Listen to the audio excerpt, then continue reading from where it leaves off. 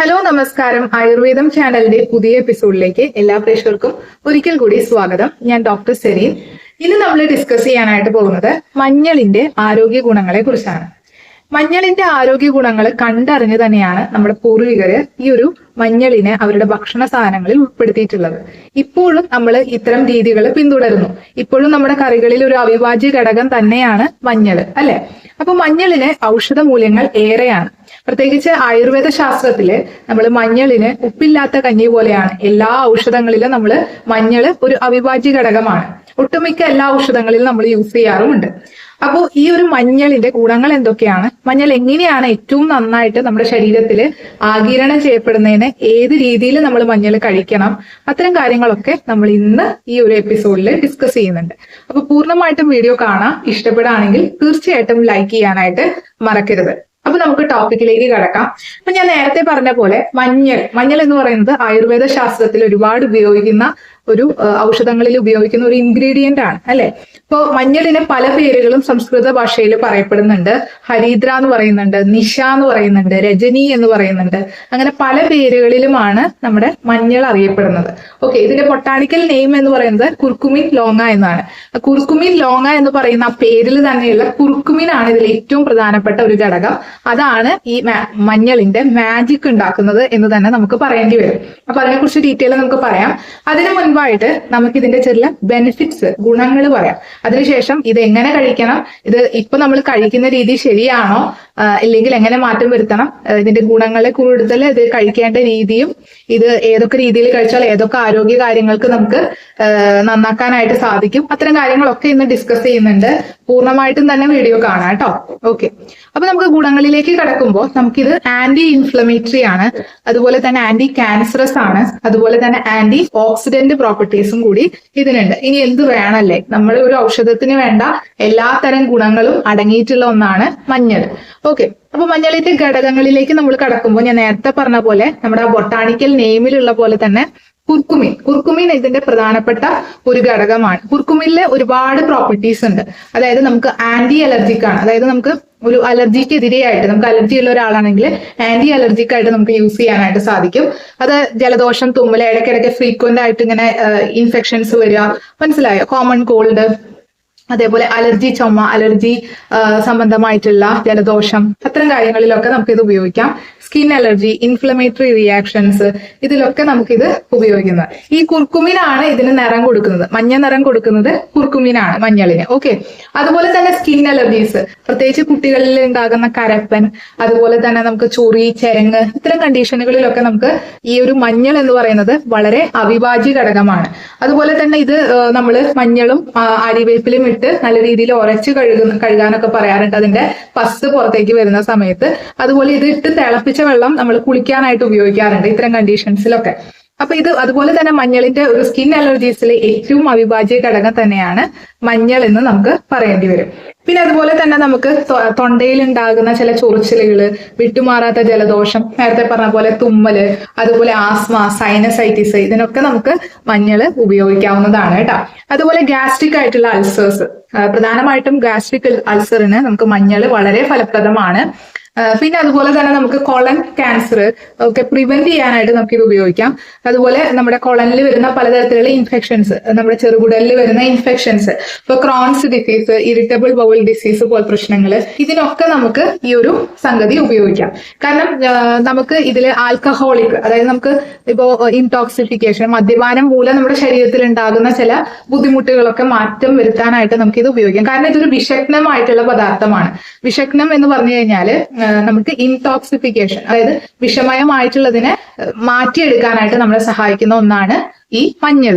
Okay, അതുപോലെ തന്നെ നമുക്ക് പറയുകയാണെങ്കിൽ ആന്റി ക്യാൻസറസ് ആണ്, ഞാൻ നേരത്തെ പറഞ്ഞു. പ്രോസ്റ്റേറ്റ് ഗ്രോത്ത് കുറയ്ക്കാനായിട്ട് സഹായിക്കും. അതുപോലെ തന്നെ ബ്ലഡ് പ്രഷർ കുറയ്ക്കാനും ബ്ലഡ് ഷുഗർ കുറയ്ക്കാനും ഒക്കെ സാധിക്കും. രക്തത്തെ തിന്നിങ് ചെയ്യാൻ, അതായത് നമുക്കറിയാം നമ്മുടെ ശരീരത്തില് ഷുഗറിന്റെ അളവ് കൂടുമ്പോൾ രക്തം വന്നിട്ട് തിക്കാവും. അപ്പൊ ആ ഒരു അവസ്ഥയെ തിന്ന് ചെയ്യാനായിട്ട്, അതിലൂടെ നമ്മുടെ ഷുഗറിന്റെ അളവ് കുറയ്ക്കാനും ഒക്കെ സാധിക്കുന്നതാണ്. അതുപോലെ ബാക്ടീരിയൽ വൈറൽ ഇൻഫെക്ഷൻസിനെ തടയാനായിട്ട് സാധിക്കും. ഇമ്മ്യൂണിറ്റി വർദ്ധിപ്പിക്കും.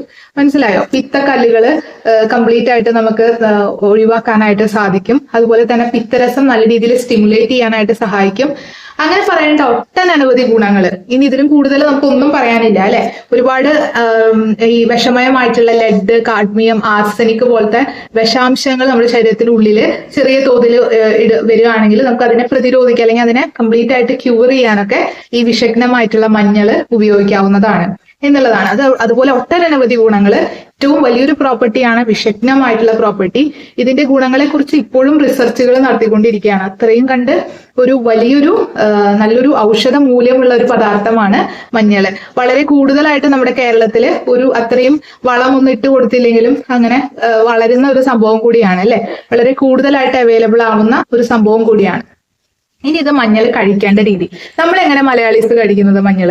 നമ്മൾ സാധാരണ പറയുകയാണെങ്കിൽ നമ്മൾ പച്ചമഞ്ഞൾ മേടിച്ച് അത് ഉണക്കി പൊടിച്ച് അതുപോലെ വെയിലത്തിട്ട് ഉണക്കി പൊടിപ്പിച്ച് അത് കറികളിലൊക്കെ ചേർത്ത് കഴിക്കും. ഇങ്ങനെയാണ് നമ്മൾ കഴിക്കുന്ന രീതി എന്ന് പറയുന്നത്. പക്ഷെ ഇങ്ങനെയാണോ നമ്മൾ കഴിക്കേണ്ടത്? ഒരിക്കലുമല്ല. നമ്മൾ കഴിക്കുന്ന രീതി അല്ലെങ്കിൽ മഞ്ഞൾ നമ്മൾ ഉപയോഗിക്കുന്ന രീതി തെറ്റാണ്. ഇങ്ങനെ ഉപയോഗിക്കുമ്പോൾ നമ്മുടെ ശരീരത്തിൽ ഒരു തരത്തിലുമുള്ള ഈ കുർക്കുമിനൊന്നും നമ്മുടെ ശരീരത്തിൽ എത്തിച്ചേരുന്നില്ല. ഓക്കെ, ആക്ച്വലി പറയുകയാണെങ്കിൽ നമ്മുടെ ശരീരത്തിൽ ഒരു 500 mg മില്ലിഗ്രാം കുർക്കുമിൻ ആവശ്യമാണ്. പക്ഷെ പെർ ഡേ ഓരോ ദിവസവും ആവശ്യമാണ്. പക്ഷെ രോഗങ്ങളൊക്കെ ഉള്ള സമയത്ത് ഒരു 1000 മില്ലിഗ്രാം ആവശ്യമാണ് കേട്ടോ കുർക്കുമിന്. പക്ഷെ നിർഭാഗ്യവശാല് നമ്മളിങ്ങനെ ഉണക്കി പൊടിച്ച് ഉപയോഗിക്കുന്ന സമയത്ത് ഇതിലുള്ള കുർക്കുമിന്റെ അളവ് താരതമ്യേന വളരെ കുറവാണ്. അപ്പൊ ശരിക്കും പറഞ്ഞാൽ നമ്മൾ ഇത് എങ്ങനെയാണ് യൂസ് ചെയ്യേണ്ടതെന്നുള്ളത് നമുക്ക് പറയാം. കാരണം നമ്മൾ ഉണക്കി പൊടിക്കുമ്പോൾ എന്താ സംഭവിക്കുന്നത് വെച്ചാൽ കുർക്കുമിൻ കുറയുന്നു, അതുപോലെ തന്നെ ആൽക്കലോയിഡ്സിന്റെ കണ്ടന്റ് വളരെ കുറഞ്ഞു പോകുന്നു. അതുകൊണ്ട് തന്നെ നമ്മുടെ ശരീരത്തിൽ ഇതൊട്ടും തന്നെ എത്തുന്നില്ല എന്ന് തന്നെ നമുക്ക് പറയാം. നമ്മൾ ഇപ്പോൾ പലതരത്തിലുള്ള ഔഷധങ്ങൾ ഉപയോഗിക്കുന്ന സമയത്ത് മഞ്ഞൾ ഉപയോഗിക്കാറുണ്ട് അല്ലെ. ഇത് മഞ്ഞൾ മിക്സ് ചെയ്തിട്ട് ഉപയോഗിക്കും. മഞ്ഞളും തേനും ഉപയോഗിക്കാറുണ്ട്, മഞ്ഞളും നെല്ലിക്ക ഉപയോഗിക്കാറുണ്ട്. ഷുഗർ പേഷ്യൻസിനൊക്കെ നമ്മൾ തുടക്കത്തിൽ പറയാറുണ്ട് ഇതൊരു ഒറ്റമൂലിയായിട്ട്. പക്ഷെ ഇതുകൊണ്ടൊന്നും ഒരു കാര്യം വരാത്തതിന്റെ കാരണം എന്താണ്? നമ്മൾ കറക്റ്റ് ആയിട്ടുള്ള മഞ്ഞൾ, ഈ ഉണക്കി പൊടിച്ചിട്ടുള്ള മഞ്ഞളായിരിക്കും ഉപയോഗിക്കുന്നുണ്ടാവുക. അതുകൊണ്ടായിരിക്കും ചിലപ്പോൾ നമുക്ക് റിസൾട്ട് കിട്ടാത്തത്. വളരെ കുറവ് മാത്രമാണ് അതിൽ കുർക്കുമിന്റെ അളവ് ഇരിക്കുന്നത്. വളരെ കുറവാണ്, ഇല്ലാന്ന് തന്നെ നമുക്ക് പറയേണ്ടി വരും കേട്ടോ. അപ്പൊ ഇത് എങ്ങനെയാണ് ഉപയോഗിക്കേണ്ടത്? ശരിക്കും പറഞ്ഞാൽ നമ്മൾ മഞ്ഞൾ ഉപയോഗിക്കേണ്ടത് മഞ്ഞൾ ഫ്രീസ് ചെയ്തതിനു ശേഷം നല്ല രീതിയിലുള്ള അതിതീക്ഷ്ണമായിട്ടുള്ള തണുപ്പില് ഫ്രീസ് ചെയ്തതിനു ശേഷം അത് തണുപ്പിച്ച് ഡ്രൈ ആക്കിയിട്ട് നമ്മൾ എന്ത് ചെയ്യണം? പൊടിപ്പിച്ച് അതുപോലെ തന്നെ മെഡിക്കൽ പർപ്പസിന് വേണ്ടിയിട്ട്, അതായത് നമ്മൾ ഔഷധങ്ങളൊക്കെ ഉണ്ടാക്കുമ്പോൾ ഈ രീതിയിലാണ് നമ്മൾ ഉണ്ടാക്കുന്നത്. ഇങ്ങനെയാണ് ശരിക്കും പറഞ്ഞാൽ ഉണ്ടാക്കേണ്ടത്. പക്ഷെ നമ്മൾ അങ്ങനെയാണോ ചെയ്യുന്നത്? നമ്മളിത് വെയിലത്തിട്ട് ഉണക്കി പൊടിച്ച് ഇത് നമ്മൾ കറികളിൽ ഉൾപ്പെടുത്താണ്. അങ്ങനെ ചെയ്യുന്നത് കൊണ്ട് പ്രത്യേകിച്ച് നമുക്കൊരു തരത്തിലുള്ള ഔഷധങ്ങളും ഉള്ളിലേക്ക് എത്തുന്നില്ല എന്നുള്ളതാണ് സാരം. ഓക്കെ, അപ്പൊ പിന്നെ അത് ഉപയോഗിക്കാൻ എങ്ങനെയാണ് നമുക്ക് സാധാരണക്കാർക്ക്? നമുക്ക് ഇത്രയും ഫ്രീസ് ചെയ്തിട്ട് ഇത്രയും അതിതീക്ഷ്ണമായ തണുപ്പിലൊക്കെ ഫ്രീസ് ചെയ്തിട്ട് ഉപയോഗിക്കാൻ പാടായിരിക്കും അല്ലെ. അപ്പൊ ഇത് എങ്ങനെ നമുക്ക് സാധാരണക്കാർക്ക് ഉപയോഗിക്കാം എന്നുള്ളത് നമുക്ക് പറഞ്ഞു തരാം. അതിനാവശ്യമായിട്ട് നമുക്ക് 2 ഗ്രാം തൊട്ട് ഒരു 5 ഗ്രാം വരെ പച്ചമഞ്ഞൾ നമുക്ക് ഡെയിലി കഴിക്കാവുന്നതാണ്. അത് നമുക്ക് ചതച്ച് വെറുതെ നമുക്ക് തേനും കൂടി ചാലിച്ച് അങ്ങനെ കഴിക്കാം. അത് വളരെ ഈസി ആയിട്ടുള്ള മെത്തേഡാണ് കേട്ടോ. ഇനി ഇത് കഴിക്കാനായിട്ട് ബുദ്ധിമുട്ടുള്ള ആൾക്കാർ എന്താ ചെയ്യണ്ടേ? പൊടിച്ചു വെക്കണമെന്ന് ആഗ്രഹിക്കുന്നുണ്ടെങ്കിൽ ഈ പച്ചമഞ്ഞൾ നമ്മൾ കുക്കറിൽ വെച്ച് നല്ല രീതിയിൽ പുഴുങ്ങിയെടുക്കാം. ഓക്കെ, പുഴുങ്ങിയെടുത്തതിന് ശേഷം നമ്മൾ വെയിലത്ത് വെച്ച് ഉണക്കി പൊടിപ്പിച്ച് ഉപയോഗിക്കാനായിട്ട് സാധിക്കും. അപ്പൊ ഇങ്ങനെ ചെയ്യുന്നത് നമുക്ക് പൊടിയായിട്ട് വെക്കാനായിട്ട് സാധിക്കുകയാണെങ്കിൽ ഈ പൊടി കുറച്ചും കൂടി മറ്റതിനെ അപേക്ഷിച്ച് ഒരുപാട് ഔഷധ ഗുണങ്ങളെ ഏറെ ഉള്ളതായിരിക്കും. ഓക്കെ, അപ്പൊ ഇതില് നമ്മൾ സാധാരണയിൽ ഒരു 3% കുർക്കുമിനെ അടങ്ങിയിട്ടുള്ളൂ. അത് വളരെ കുറവാണ്.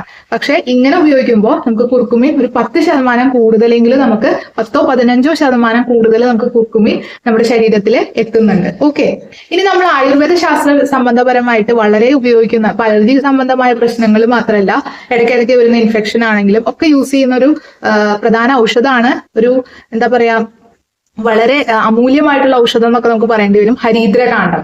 ഓക്കെ, ഒരുപാട് പേര് ഉപയോഗിച്ചിട്ടും ഉണ്ടാകും. ഈ ഹരിദ്രകാണ്ഡത്തിലെ മെയിൻ ഇൻഗ്രീഡിയന്റ് എന്താണ്? ഈ മഞ്ഞൾ തന്നെയാണ്. പക്ഷെ ഔഷധങ്ങൾ ഉപയോഗിക്കുന്നത് ഈ രീതിയിലാണ്. അതായത് നമ്മൾ ഇത്തരം രീതിയിൽ പൊടിച്ചുണ്ടാക്കുന്നതാണ് നമ്മൾ ഔഷധങ്ങളിൽ ഉപയോഗിക്കുന്ന മഞ്ഞൾ. അതുകൊണ്ട് തന്നെ നമ്മൾ സാധാരണ ഉപയോഗിക്കുന്ന മഞ്ഞളിൽ നിന്ന് നമുക്ക് പ്രത്യേകിച്ച് ഒന്നും ശരീരത്തിലേക്ക് കിട്ടുന്നില്ല എന്നുള്ളതാണ് സത്യം. ഓക്കെ, പിന്നെ അതുപോലെ തന്നെ നമുക്ക് മഞ്ഞള് നമുക്ക് പരുത്തിശീലയിലൊക്കെ ആക്കി അത് ഉണക്കി പൊടിച്ചൊക്കെ ഇങ്ങനത്തെ അലർജി സംബന്ധമായ പ്രശ്നങ്ങൾക്ക് ധൂമപാനമൊക്കെ ആയിട്ട് തിരിയായി കത്തിച്ച് വേപ്പെണ്ണയിൽ നമുക്ക് മുക്കി കത്തിച്ചൊക്കെ കഴിഞ്ഞു കഴിഞ്ഞാൽ ഒരു രാവിലെയും വൈകുന്നേരം ഒക്കെ നമുക്ക് യൂസ് ചെയ്യുകയാണെങ്കിൽ വളരെ നല്ല രീതിയിൽ ആശ്വാസം കിട്ടുന്നതായിട്ട് കാണാം. അതായത് പച്ചമഞ്ഞളാണ് അതിന് ഉപയോഗിക്കേണ്ടത്. പരുത്തിശീലയിൽ നല്ല രീതിയിൽ അരച്ച് നിഴലിൽ ഉണക്കി തിരി തീർക്കുക. എന്നിട്ട് ആ തിരി നമ്മൾ വേപ്പെണ്ണയിൽ മുക്കി ചെയ്യുകയാണെങ്കിൽ വളരെ റിസൾട്ട് കിട്ടുന്നതാണ്. ഇത് രാവിലെയും വൈകുന്നേരവും ചെയ്യുകയാണെങ്കിൽ, ധൂമപാനം ചെയ്യുകയാണെങ്കിൽ നമുക്ക് തീർച്ചയായിട്ടും ചുമ, കഫക്കെട്ട്, ജലദോഷം അത്തരം സംബന്ധമായിട്ടുള്ള മൂക്കിലോട്ട് വലിച്ച് വായിലൂടെ പുറത്തേക്ക് വിടണം. ഈ രീതിയിൽ വേണം നമ്മൾ ചെയ്യാനായിട്ട് ധൂമപാനം. ഇത് ചെയ്യുന്നത് വളരെ എഫക്റ്റീവ് ആണ് എന്നുള്ളതാണ് കേട്ടോ. പിന്നെ സൈനസൈറ്റിസിനൊക്കെ നമ്മൾ ഉപയോഗിക്കുന്ന ഒരു കാര്യമാണ് ഗോൾഡൻ മിൽക്ക്. ഗോൾഡൻ മിൽക്ക് എന്ന് പറയുന്നത് നമ്മൾ 1/4 ടീസ്പൂണ് പച്ചമഞ്ഞൾ അല്ലെങ്കിൽ ഒരു 1/2 ടീസ്പൂണ് പച്ചമഞ്ഞൾ, പൊടിച്ച മഞ്ഞളല്ല, സാധാരണ നമ്മൾ ഉപയോഗിക്കുന്ന അരച്ച ആ ഒരു മഞ്ഞളിന്റെ ആ ഒരു കറക്റ്റ് റോ ആയിട്ടുള്ള മഞ്ഞളാണ് ഞാൻ പറയുന്നത് കേട്ടോ. അത് 1 ഗ്ലാസ് പാലെടുക്കാം, അതിൽ 1 ഗ്ലാസ് വെള്ളം, പാലും വളരെ ശുദ്ധമായ പാല് വേണം. അതിലേക്ക് ശുദ്ധമായിട്ടുള്ള ഈ മഞ്ഞളും കൂടി ചേർത്ത് 1 ഗ്ലാസ് വെള്ളവും കൂടി അരച്ച് പാലളവായിട്ട് അത് ബോയിൽ ചെയ്തെടുത്ത് റെഡ്യൂസ് ചെയ്ത് നമുക്ക് ഇത് ഉപയോഗിക്കാം. ഇതാണ് ഗോൾഡൻ മിൽക്ക്. ഇത് വളരെ നല്ലതാണ്. സൈനസൈറ്റിസ് കണ്ടീഷൻസിലൊക്കെ നമുക്ക് ഉപയോഗിക്കാനായിട്ട് സാധിക്കും. അപ്പോൾ ഇതാണ് നമ്മുടെ ഒരു മഞ്ഞളിനെ കുറിച്ച് പറയാനാണെങ്കിൽ നമുക്ക് ഒരു എപ്പിസോഡ് പോരാ. അത്രമാത്രം ആന്റി ക്യാൻസറസ് ആണ്, ആന്റി അലർജിക് ആണ്, ആന്റി ഇൻഫ്ലമേറ്ററി ആണ്. മനസ്സിലായോ? അപ്പോൾ കംപ്ലീറ്റ് ഒരുപാട് കാര്യങ്ങളുണ്ട്. അതുപോലെ അമിത രോമ വളർച്ചയ്ക്ക് നമുക്ക് ഉപയോഗിക്കാം. മഞ്ഞൾ തേച്ച് അപ്ലൈ ചെയ്യുന്ന നമ്മുടെ രോമ വളർച്ച കുറയ്ക്കും. അങ്ങനെ തുടങ്ങി ഒരുപാട് കാര്യങ്ങൾ, ഒരുപാട് ഗുണങ്ങളുള്ള ഒരു ഔഷധമാണ് നമ്മുടെ മഞ്ഞൾ. ഓക്കെ, അപ്പൊ എന്തായാലും കുറച്ച് കാര്യങ്ങൾ മഞ്ഞളിനെ കുറിച്ച് എങ്ങനെ ഉപയോഗിക്കണം, എങ്ങനെ ഉപയോഗിച്ചാലാണ് നമുക്ക് കൂടുതലായിട്ട് ഗുണങ്ങൾ കിട്ടുന്നത്, അത്തരം കാര്യങ്ങളൊക്കെ നിങ്ങൾക്ക് മനസ്സിലായി എന്ന് വിശ്വസിക്കുന്നു. ഇഷ്ടപ്പെട്ടിട്ടുണ്ടെങ്കിൽ തീർച്ചയായിട്ടും നമ്മുടെ ചാനൽ സബ്സ്ക്രൈബ് ചെയ്യുക. അതുപോലെ തന്നെ ഈ ഒരു വീഡിയോ ലൈക്കും കൂടി ചെയ്യുക കേട്ടോ. അതുപോലെ മറ്റുള്ളവരിലേക്കും മാക്സിമം ഷെയർ ചെയ്ത് കൊടുക്കുക. അപ്പൊ താങ്ക് യു സോ മച്ച്. നാളെ നമുക്ക് പുതിയൊരു എപ്പിസോഡുമായിട്ട് കാണാം. അതുവരേക്കും stay happy and stay healthy.